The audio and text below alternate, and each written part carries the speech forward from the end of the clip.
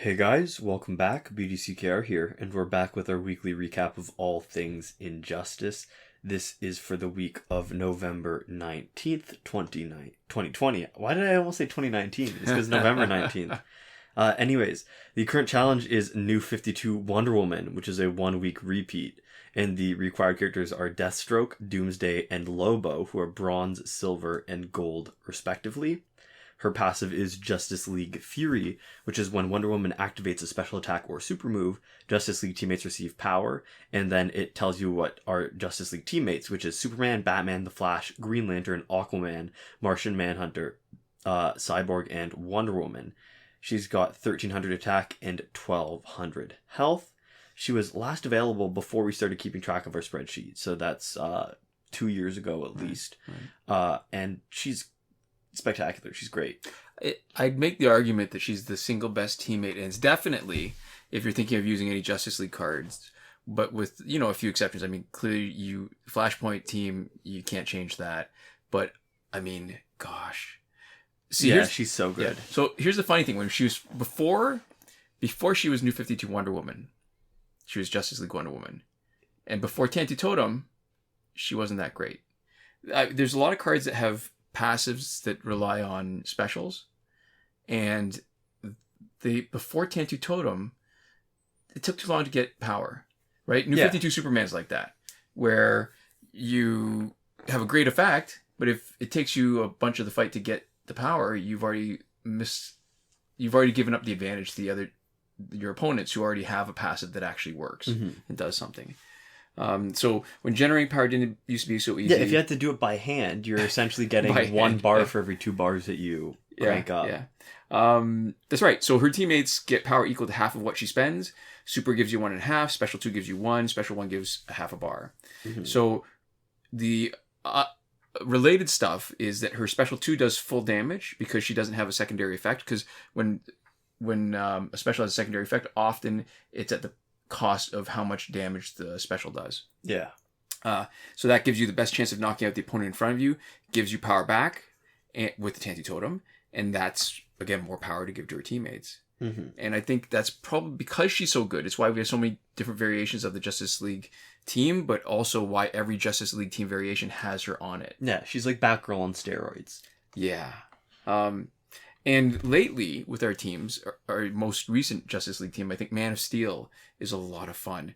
Because if you think of her passive as a way of leveraging and magnifying the effect of Tantu Totem, which is quick power and bring it back, then Man of Steel is a way of magnifying it even more. In a world with Tantu Totem, specials is the way to go if you want to have the largest amount of damage per second. Yeah. And the cool thing is, I guess aside from maybe Claw of Horse, she's makes it fun to face Astro Harness on the other team. Mm-hmm. Excuse me. Especially if they're in first slot. You can fully charge your team if you get lucky just from the first guy. So you do 3 special ones on the first invulnerability. That gives your teammates 1.5 bars of power. You do another special 1 to take them down to the next invulnerability.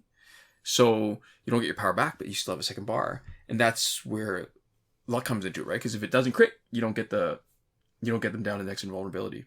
Mm-hmm. And if you do, that's 3 more special ones. That's 1.5 more bars. You didn't even need them. Yeah, and that's your 3.5 next bars. 2 players come in with full power. Yeah, which is great. Yeah. So there we go. So don't miss out on her. She's spectacular. You heard it here first. Mm-hmm. This week's multiplayer reward is, as expected, the Astro Force, which becomes the Astro Harness, which we've just been talking about. So its abilities are: on any special attack, applies electric damage over time, dealing 10% of special damage for 5 seconds. On the lethal hit, 75% chance to trigger Power Shield that will absorb damage up to 40% of max health. And the evolved ability, which is invulnerability for 5 seconds at the health thresholds 100%, 50%, and 10%. It was last available in April 2020. We're still following the cycle. So next week, we should be seeing the Quake engine in multiplayer. Yeah. This is the platonic ideal of a defensive tank gear. Yeah. This is it. The first 2 abilities, so that's the damage over time, the power shield if you get hit by a lethal hit. They're decent. Yeah, I mean, like, the damage over time is just worse in this case than having increased damage. Yeah, it's weird kind of the way they worded it, because they say damage over time, 10% of special damage for 10 seconds. No, it's over 10 seconds. Or sorry, over 5 seconds, I mean. Yeah. 10% over 5 seconds, not 4 or 5 seconds. So it's not like every second you do 10%. Yeah, because then that would be an extra 50%. That would be great. It's 10%, so it's 2% every second, and if they tag out, then they don't take it, right? Yeah. So that's okay. There's a 75% chance to get an extra 40% health is okay too. But 75%, that's not that reliable. Yeah, and it's not a revive. So it's not when you go down to 0 health, the hit takes you down to 0, and then you come back with that. Right. What it is it's like they tack it on like it was always part of your health bar. Right. So you can get hit. You never actually get the full shield. You always get the shield minus whatever damage spilled over from the special, which means that sometimes you get the shield and you still get knocked out in one hit anyways, if it hits hard enough. Right. Yep, exactly. Or, as like a second later in the same special, like the next hits of the special just take you out. So if we spend so much time dissing the 2 abilities, that third ability is magic. Yeah. Invulnerability for 5 seconds, 3 times. Tanks, the way we play tanks, they're meat shields, right? They can buy some time for a specialist to tag out and wait until they can tag back in. This is a perfect meat shield. Mm-hmm. The one thing in strategy, at least, that it's worth mentioning is often the best slot for your Astro Harness character is not anywhere not in the first slot. That way, instead of having the invulnerability trigger just right at the beginning of the fight, you have control over when the first invulnerability triggers. And I'll say it again. I love it. I absolutely love it when we tag in our Astro Harness. We know exactly what's happening because they've got the full shield, and we let the opponent waste 3 bars of power, which is great when you're facing, say, Killing Joke Joker, and you don't have to bide your time. You just knock them out, tag in your Astro Harness guy, eat whatever special, or if you're lucky, eat a super, because then they're not getting their power back. Yeah. And they're done. Pretty spectacular. Yeah. And for all the dissing of the chance to get your health back, it's pretty good sometimes. When it happens, it's nice. Yeah, it can be. But it's just you rarely need it. The other ability is so good that you rarely get to that point. And if you do get to that point, usually you're in another type of trouble already. Yeah. So it doesn't help that often, but it can be nice. And anytime it happens, it feels like an extra surprise. Even though it's 75% chance, you never rely on it because it's not 100% chance. Right. So whenever it happens, it does feel like you got a nice little bonus. So it is. Right. It's good. It's good. Not game changing the way that invulnerability is. It's just anything will look bad in comparison to those 3 invulnerabilities. That's right. Yeah, that's right. Except for an offensive ability, maybe. Sure. Yeah, and I'd play the Astro Harness if it only had that one ability. Yeah. Yeah. It's more than enough. Yeah. Yeah. So in the store, we have the Suicide Squad Joker bundle for $25.99 Canadian as always. It's a clue to next week's challenge, but it's not worth it because you have an opportunity to earn it next week.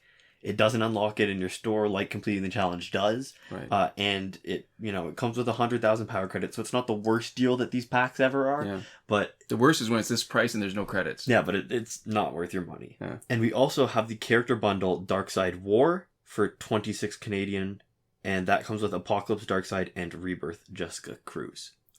Aside from, it's not a clue to the next week's challenge, but everything else applies, right? Yeah. Doesn't unlock, relatively expensive. Not worth it. Although it's closer because these aren't going to be available next week in the challenge. Yeah. Probably. It's not a good business model. We mentioned it before. It's a bad business model to say, hey, you can have this character that you're about to get in a much better format in every way. Yeah. By playing a little bit for $26. It's just like, think about it, what it is a chance to get them up to level 50 before you unlock them in the challenge so that you can just promote them really fast. Yeah, but that's kind of dumb. So, it made more sense when there was a lot more excitement about a new character when that was it was brand new, and it really was a sneak peek. Mm-hmm. Yeah. Yeah, for sure. In Our Survivor, we have the 4th World Gear set until the 2nd of December, 2020. Phantom Zone is finished. Fight 62 is still broken as always. It feels like it's been forever. I know it's been like more than a year at this point, but I guess so. That's forever. True. That's true. And last weekend's breakthrough was Cyborg, Batgirl, and Black Adam. This weekend's breakthrough should be Deadshot, Wonder Woman, and Static. And there's a link in the description to a Reddit thread from Devlin16 that goes over the breakthrough cycle if you want to check that out for yourself and see how we're predicting the future. Yeah. Moving on to current glitches. Remember, every working glitch is explained in a video as part of the playlist that you can reach by clicking the eye in the top right corner of this video. We are Android only, so we can only test and confirm these glitches for Android. If you're on iOS and see a question from an iOS user asking for help in the comments, help a brother out. We say this now, and it made a lot more sense, I guess. If you're coming to this channel relatively recently, you may not know, we used to do a lot of glitch videos, and we used to take some pride in really sort of stress testing them. Yeah.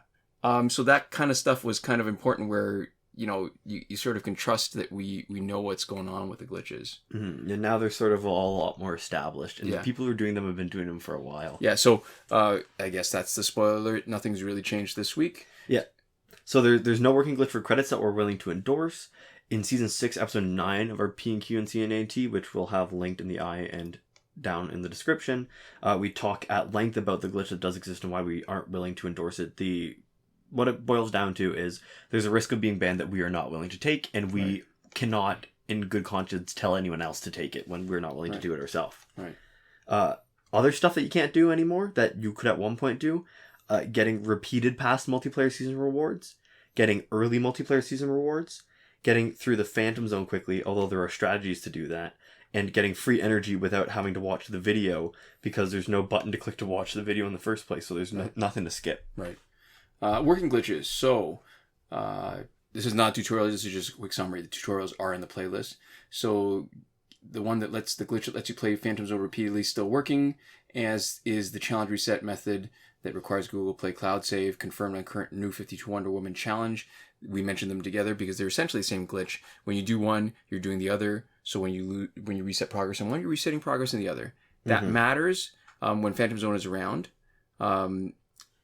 But the reason why we still bring it up even on weeks when Phantom Zone isn't around is because it's very easy to fall into the trap of just doing the reset really quickly, not thinking about it. Just be aware. Think for a moment when you reset it. Hey, is Phantom Zone? Do I have progress that I'm afraid to lose? Don't. If you don't want to waste your time redoing a whole bunch of crystals.